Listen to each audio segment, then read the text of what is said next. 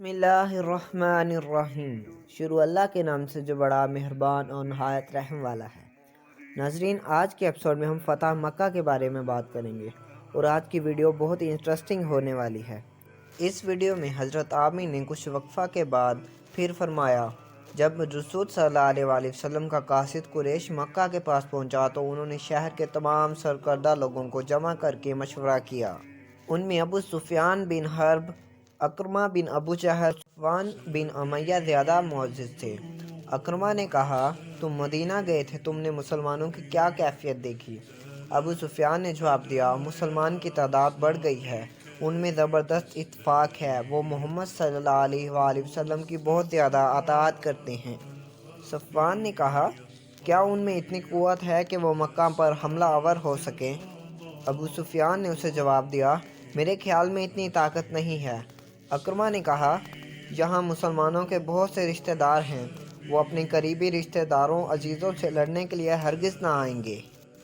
صفوان نے کہا، ہم بنو بکر کا ساتھ نہیں چھوڑ سکتے۔ ابو سفیان نے کہا، اہل خزاعہ سے معافی مانگنا ہماری انتہائی توہین اور رسوائی ہے۔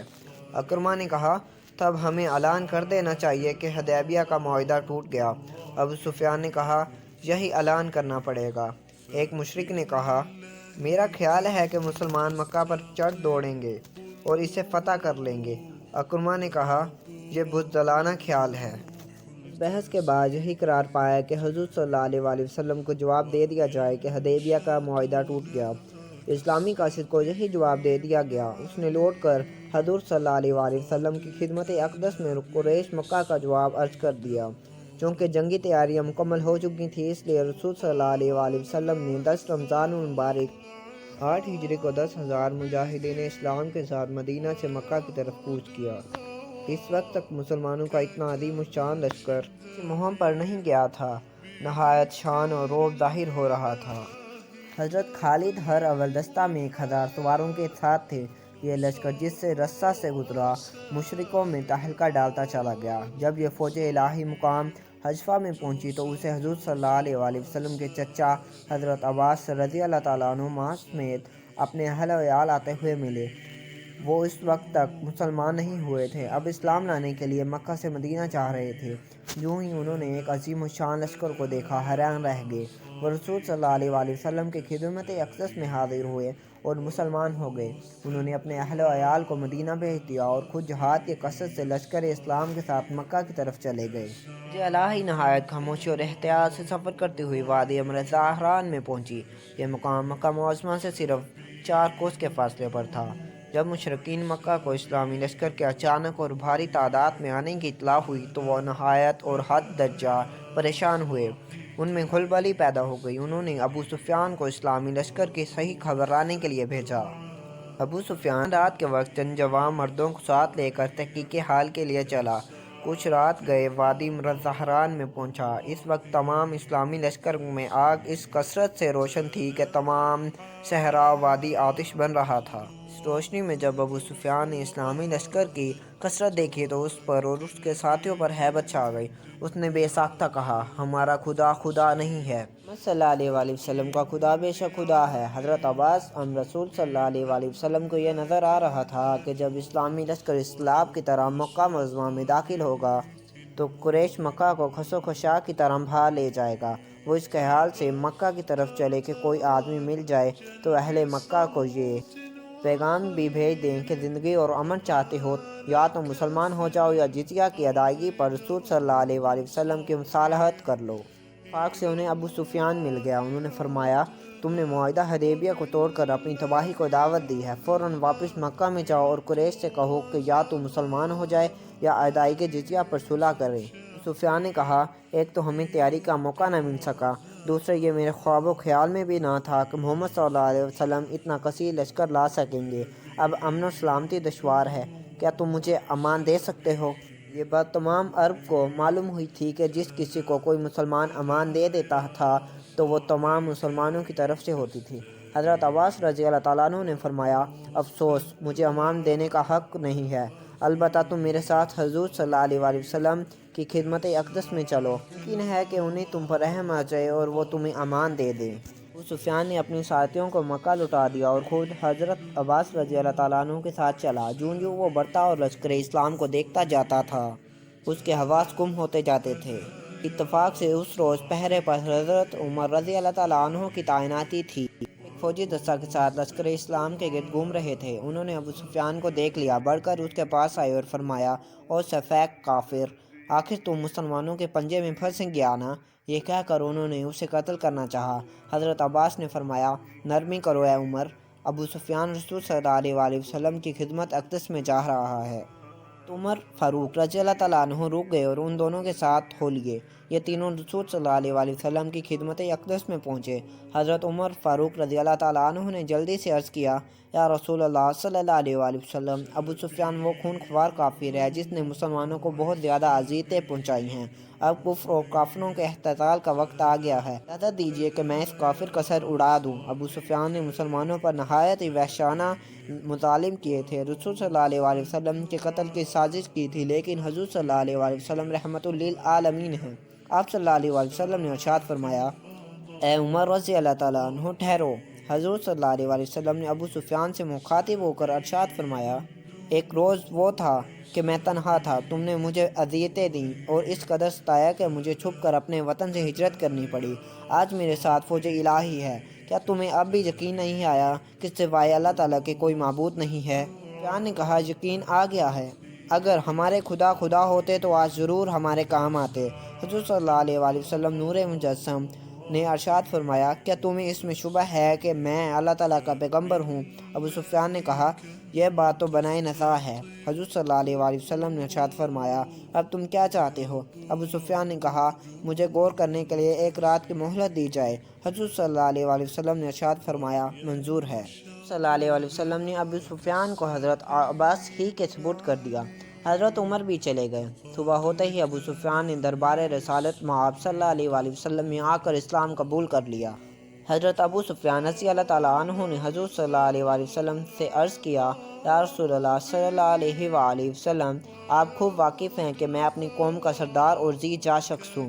آج میرے رتبے کا مطابق مجھے کوئی اعزاز دیجیے۔ حضور صلی اللہ علیہ وسلم نے ارشاد فرمایا، تم کیا چاہتے ہو؟ ابو سفیان نے کہا، میں یہ چاہتا ہوں کہ جو شخص میرے گھر میں پناہ لے لے اس کو امان دی جائے۔ حضور صلی اللہ علیہ وسلم نے ارشاد فرمایا، منظور ہے، تم پہاڑ پر چڑھ کر فوج الہی کی پرجلال روانگی کا نظارہ دیکھو۔ ابو سفیان اور حضرت عباس پہاڑ پر چڑھ گئے۔ لشکر اسلام نے کوچ کیا۔ ایسا معلوم ہوتا تھا کہ جیسے بحر ذخار میں تلاطم آ گیا۔ عرب کے وہ قبائل جو مسلمان ہو چکے تھے، کوہ شک موجوں کی طرح بڑھے۔ سب سے آگے حضرت خالد تھے، ان کے ساتھ 1000 سوار تھے جن کے ہتھیار دھوپ میں جگمگا رہے تھے۔ وہ اور ان کے ساتھی اللہ اکبر کے فلک شکاف نعرے لگاتے ہوئے بڑھے۔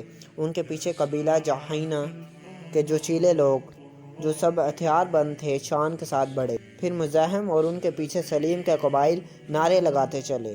ان کے بعد انصاری لشکر اس شان سے آیا کہ دیکھنے والے دہل گئے۔ ابو سفیان کے دل پر خاص اثر ہوا، وہ مرعوب ہو گئے۔ انصار کے علم برادر سعد بن عبادہ رضی اللہ تعالیٰ عنہ تھے۔ انہوں نے حضرت ابو سفیان رضی اللہ تعالیٰ عنہ کو دیکھ کر جوش میں آ کر فرمایا، آج گمسان کی لڑائی کا دن ہے، آج کعبہ حلال کر دیا جائے گا۔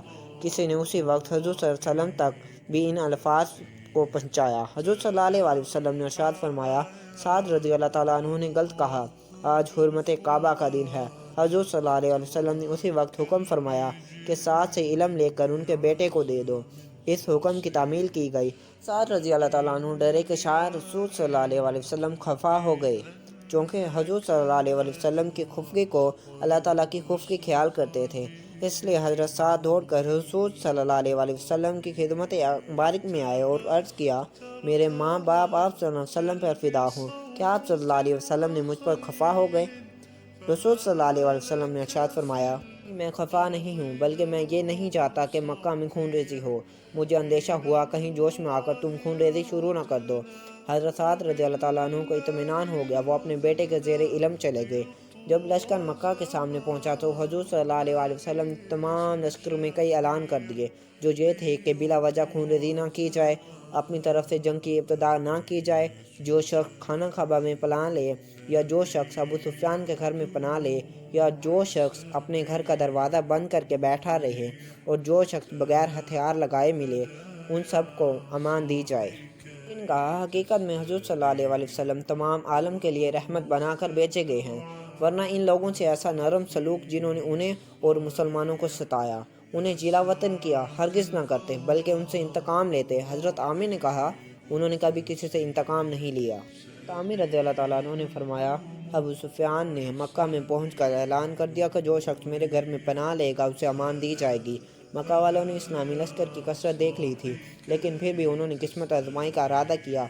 चनाचा सुफ़ान बिन उमय्या सहल बिन अमर कुरैशी फ़ौज को लेकर हज़रत खालिद के मुकाबले में आया।